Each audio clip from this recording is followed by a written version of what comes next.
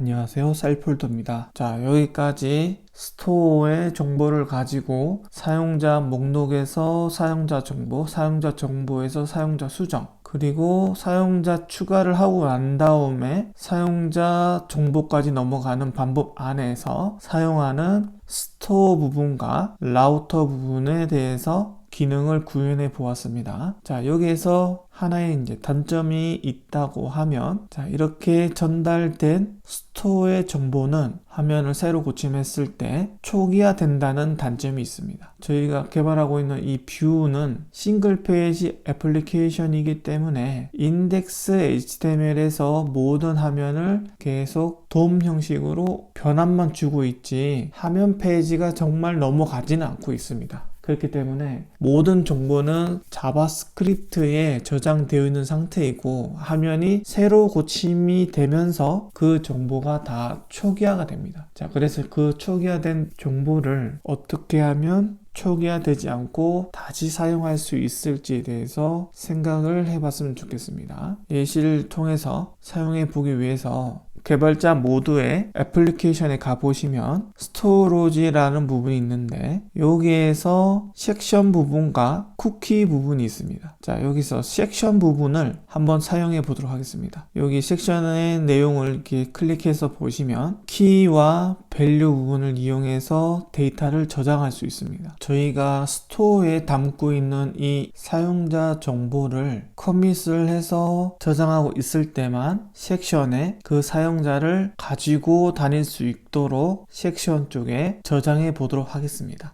자, 그러면 최초의 사용자 저장하는 리스트 뷰에서부터 시작하겠습니다. 사용자를 클릭했을 때 발생하는 커밋 부분입니다. 자, 이 자리에서 섹션 스토리지를 set 아이템으로 저장하겠습니다. 이때 사용하는 키는 스토리지에서 사용했던 키와 동일하게 set user라고 입력을 하고 거기 안에 들어가는 데이터로 row를 넣도록 하겠습니다. 자, 그러면 이 상태에서 새로 고침을 하시고 사용자를 클릭해 보겠습니다. 자, 그렇게 했더니 섹션에 키에 set user, set user로 넣었고, 자, value는 오브젝트로 넘어갔습니다. 자, 그러면 여기 오브젝트로 넣게 되면 셀렉트 뷰에서 어떻게 정보를 받을 수 있는지를 한번 확인해 보도록 하겠습니다. 콘솔 로그를 이용해서 섹션 스토리지에 get 아이템을 이용하여 저희가 키로 준 set user를 한번 출력해 보도록 하겠습니다. 콘솔로 이동해서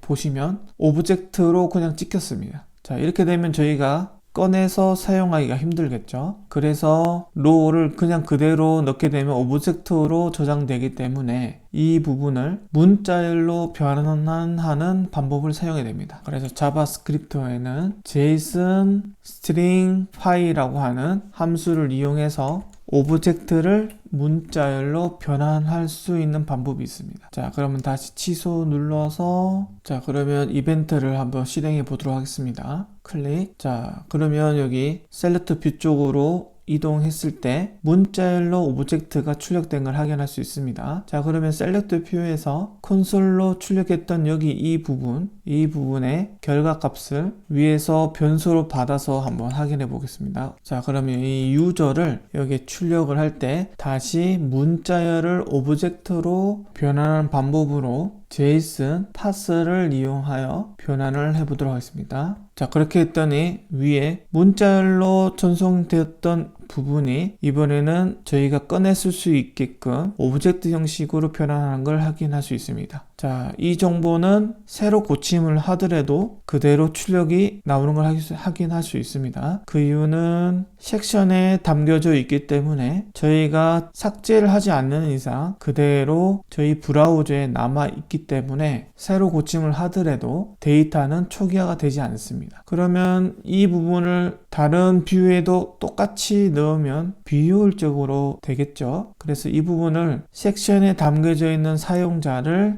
다시 스토어에 담아주는 부분을 제일 첫 번째 페이지인 앱 뷰에서 처리해 주도록 하겠습니다. 자, 여기 앱 뷰가 라우트 뷰를 출력해 주는 첫 페이지입니다. 자, 여기에서 스크립트를 하나 생성하시고 여기에 export default를 해서 created가 됐을 때 발생하는 함수를 하나 만드시고 여기에서 저희가 조금 전에 했던 select view에서 했던 그 출력 부분을 그대로 가져와 보겠습니다. 저장을 하고 콘솔 창을 띄우고 새로 고침을 하면 동일하게 출력되는 걸 확인할 수 있습니다. 그러면 여기에서 if 부분을 이용해서 유저의 값이 들어있다면 혹은 그렇지 않다면 이걸 이용해서 콘솔 로그를 출력해 보도록 하겠습니다. 사용자 정보가 있습니다. 자, 여기는 사용자 정보가 없습니다 라고 해서 한번 출력해 보도록 하겠습니다. 자, 새로 고침.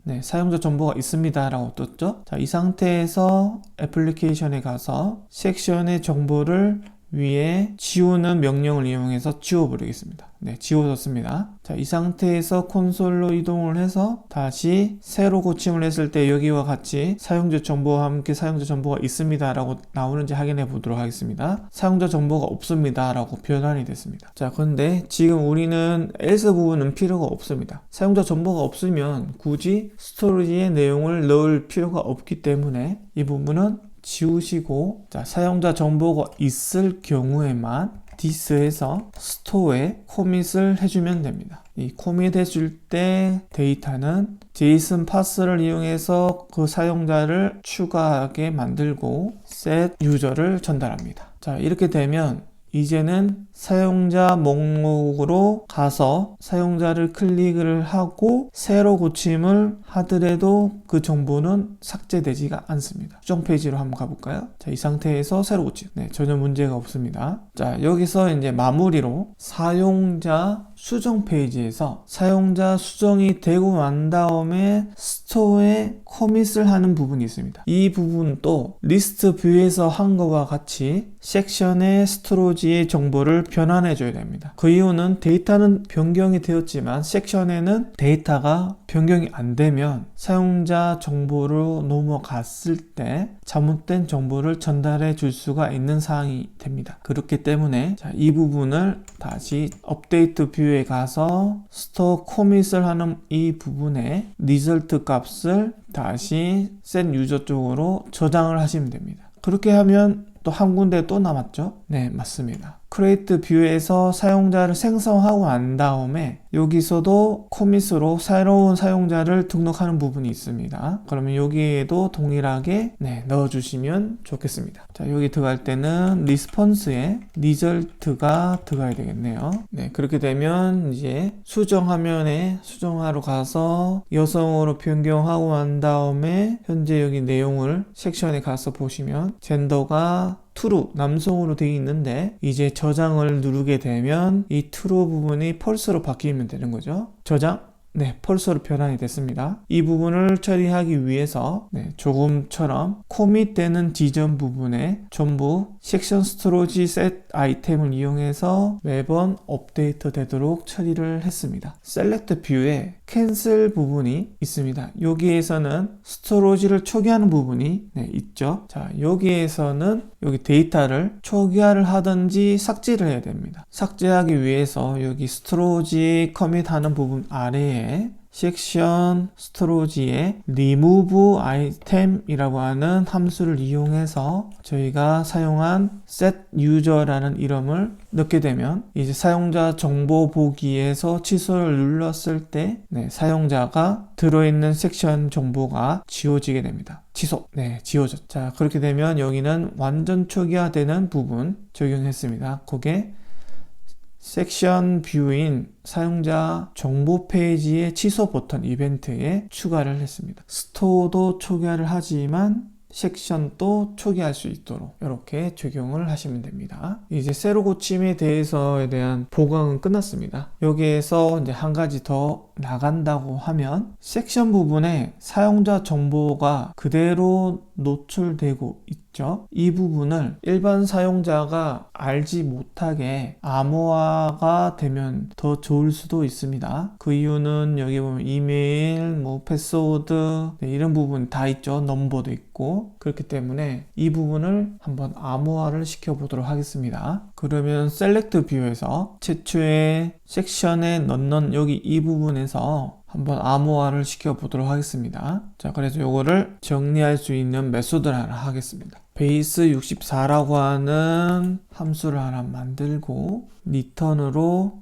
전달받은 유저의 정보를 최종적으로 변환시켜 보도록 하겠습니다. 윈도우에 변환할 수 있는 명령어를 이용해서 encode URI 컴포넌트를 이용하여 저희가 전달받을 이 정보를 여기다 넣고 여기에서 담겨져 나오는 값을 담아 보도록 하겠습니다. 그리고 앱뷰에서 메소드를 하나 만들고 base64 함수를 하나 만든 다음에 여기서도 유저를 하나 전달받고 리턴으로 한번 해보도록 하겠습니다. JSON 파스를 하는데 decode URL 컴포넌트 안에 window atob 전달받은 유저, 자, 그 다음에 위에서 this base64 함수를 호출해 보도록 하겠습니다. 앱뷰에서 이제 데이터를 다시 디코드해서 한번 출력해 보도록 하겠습니다. 콘솔에 가서 새로 고침. 네, 이렇게 담겨져 있는 정보를 아래와 같이 이렇게 변환을 할 수 있습니다. 다시 애플리케이션 쪽으로 가서 보시면 이렇게 들어있는 정보,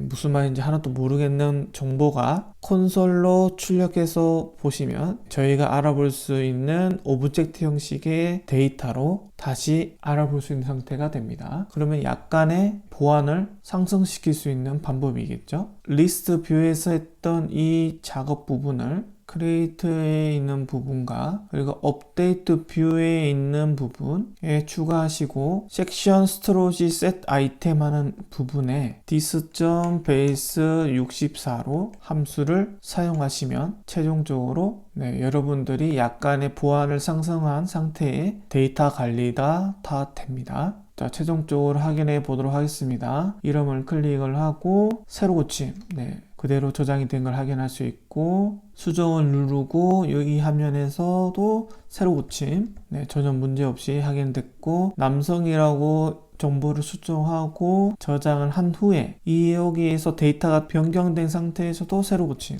문제없이 적용이 되고 있습니다. 데이터 저장이 정확하게 처리가 되고 있는 상태로 저희 화면이 모두 완료되었습니다. 지금까지 백엔드와 프론트엔드를 분리하여 데이터를 엑시오스로 전송할 수 있게 하고 프론트는 뷰를 이용하고 백엔드는 스프링을 이용해서 프론트와 백엔드를 분리한 상태의 프로젝트를 완성하게 되었습니다. 다음 시간에는 이 프론트와 백엔드가 도커에다가 배포하여 서비스할 수 있는 상태로 만들어 보도록 하겠습니다. 지금까지 수고하셨습니다.